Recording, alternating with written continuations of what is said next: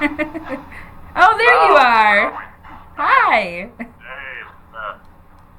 Hi, hi. Cassie. Hi, nice to finally meet both of you. Yeah. Likewise. We This learned is so much. Brian over here.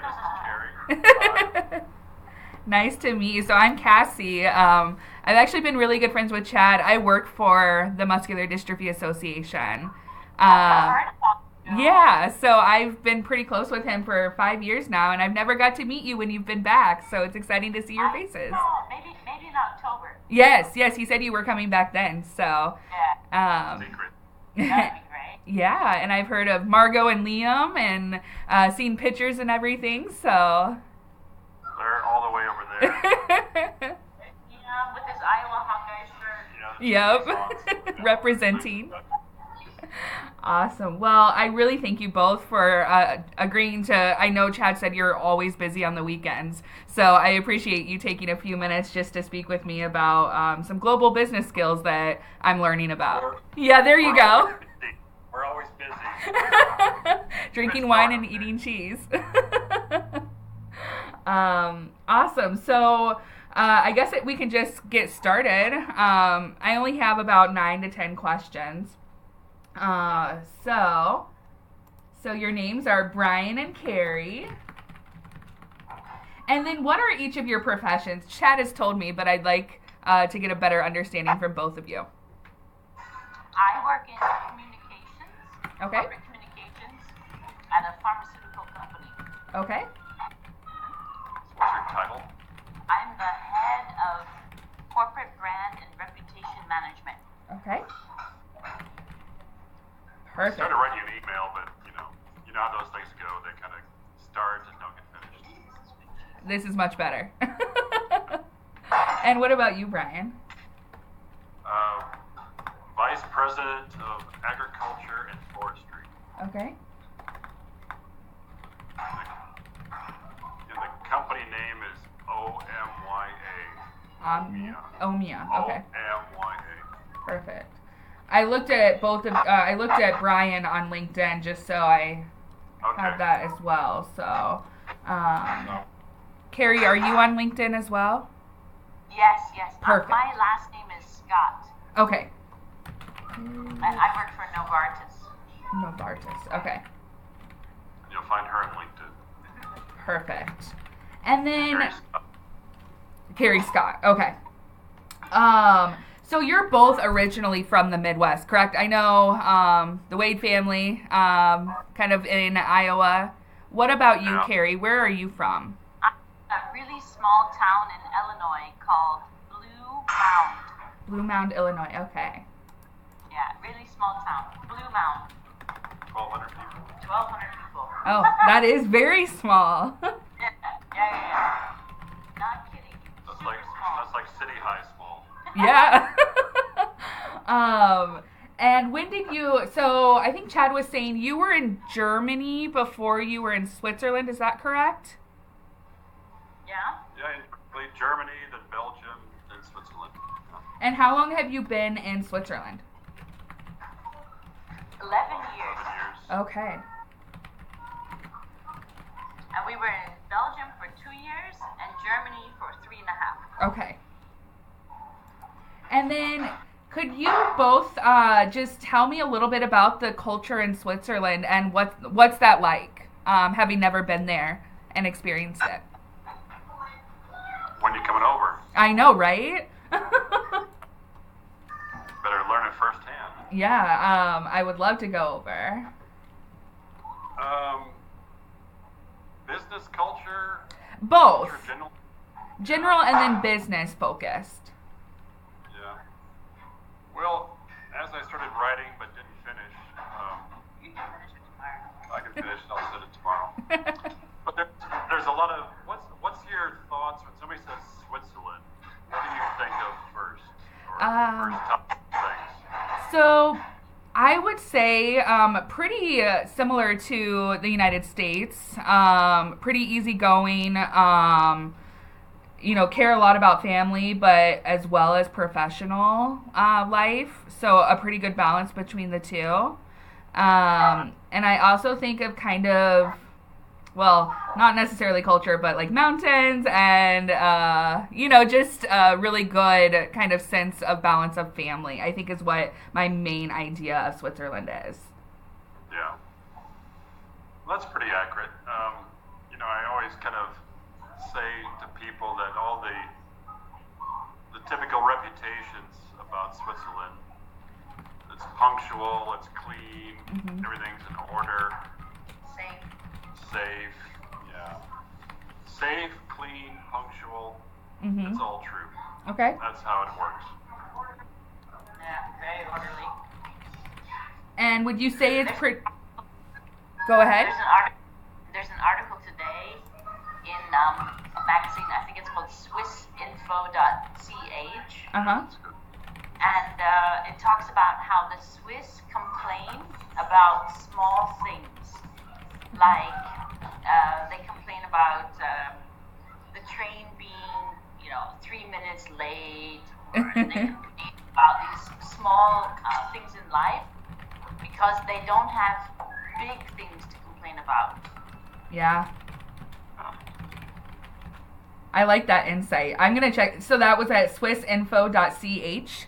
Yeah, I can send you the link tomorrow. Perfect. And would you say, as far as professionally, like in the business side, it's pretty similar as far as like the reputation of being punctual, clean, orderly? Pretty similar? Yeah. Yeah, definitely. At meetings, they start, if you're there on time for a meeting, you're late. Okay. Yeah. If you're there, if the meeting's at 2 and you're there at 2, you're late. So always early, very punctual. Yeah. Very organized.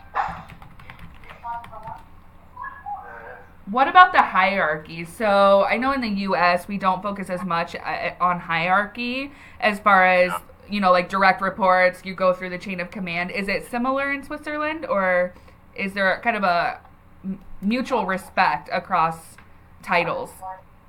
Well, there's definitely hierarchy in terms of this orderliness and systems and organization. So it's not hierarchy in terms of,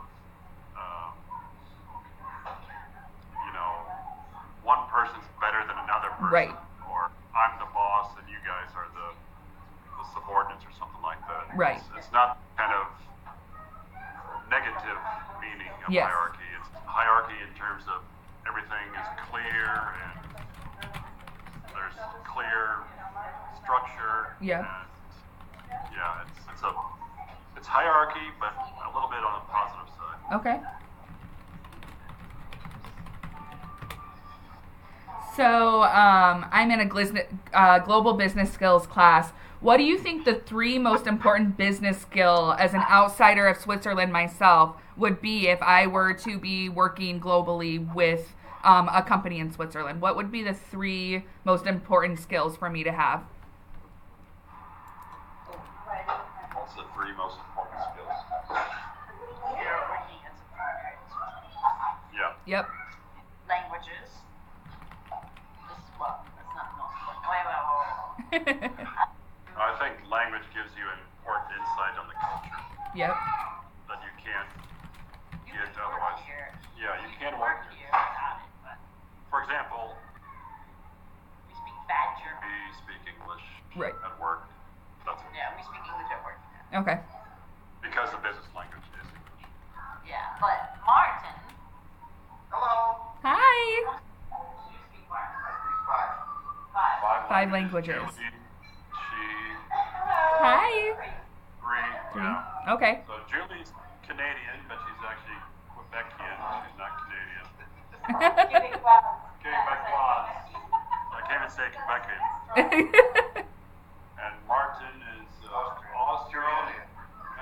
Tyrolean, which is different from Austrian because it's a historical thing.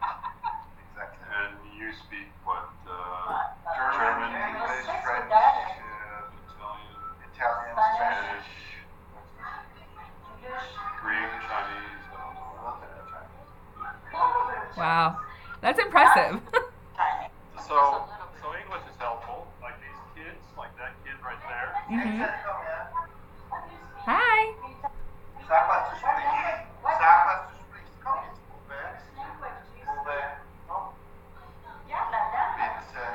He speaks three. Three languages. English, French. And he's not very interested because I guess, like Carrie and Brian's kids, their life, there's nothing special to it, right? So that's good insight right there. What was said? Say it again, Julie. I was just gonna say, my kids they speak three languages, but like Brian and Carrie's kids, they speak two languages. They're not even interested to talk about this because this is their normal, Right. So we're like impressed, like, wow, growing up, I spoke only one language, but for them it's like, That's just what they do. That's normal life. Right. So I think that's a big difference in the United States because the majority of Americans just have one language. I mean, they speak English and that's Which about one's it. that? What? Which one is that? English in the U.S. Yeah. So we have language. That's important. What are two others that you would find important? What is the three most important, what was it, skills? Yeah, the skills that you would have as an outsider if you were doing business in another country. In Switzerland specifically. Yeah, yep.